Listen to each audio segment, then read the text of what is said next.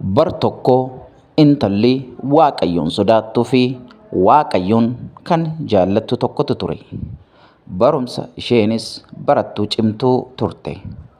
Gosa barnootaa HRM'tiin warqee badhaafamuun eebbifamte. Isa booda guyyaa tokko ganamaan Waaqayyoon kadhattee hojii barbaacha manaa baate. Hojii miindaa qarshii 3,000 irratti dorgomtee kufte.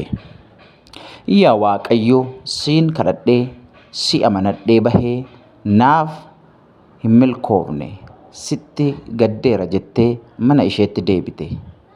Sababiin isaa immoo maaliif naaf hin milkaa'u jechuu isheeti gaa. Guyyaa biraa ammas Waaqayyoon kadhattee hojii mindaa qarshii 5,000 irratti dorgomuuf manaa baate. Ammas hin milkoofneef. Yaa Gooftaa, sitti gaddeera jettee ammas gara mana isheetti deebite. Ammas hojii mindaa qarshii 8,000 irratti dorgomtee hin milkoofneef. Milkaa'inni karaa ishee ba'uu dide. Akkuma barame yaada Waaqayyoo sirraa abdii kutadheera. Hamma yoonaa sin jaallachaa, si sodaachaa kanan jiraachaa ture.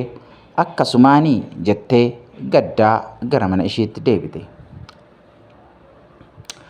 Achiin guyyaa tokko utuu karaa gubbaa deemtuu hafuura maal akka ta'e hin beekamneen ishee dhiibee beeksisa hojii qaxarrii miindaa qarshii 14,000 bahee dubbiste. Dorgommii kana irratti galmooftee haala gaariin qabxii gaarii fiduun darbitee qacaramte. Kana booda gadditee boohaa, yaa Waaqayyoo, hamma yoonaa kan na kuffisaa ture firii gaarii fi isa kaanirra wayyuu na nyaachisuuf jettee araara kadhachuun qalbii ishee jijjiirratte.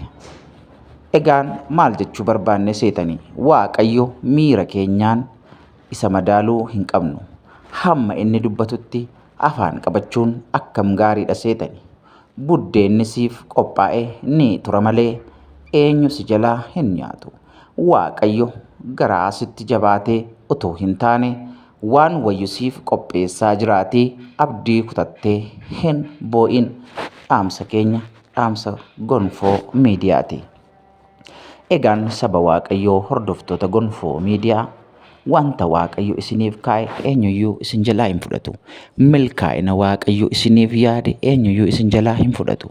Waaqayyo wanta godhu hundumaa yaadaa fi karoora mataa isaatiin waan godhuuf isin yaada Waaqayyoo dhaggeeffachuun karoora Waaqayyoof jiraachuun dirqama keessanii.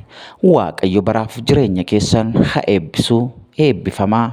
Gonfoo Miidiyaa subscribe, like, share gochuu hin dagatinaa. Dhaamsa kana wal biraan ga'aan dhaamsa keenya.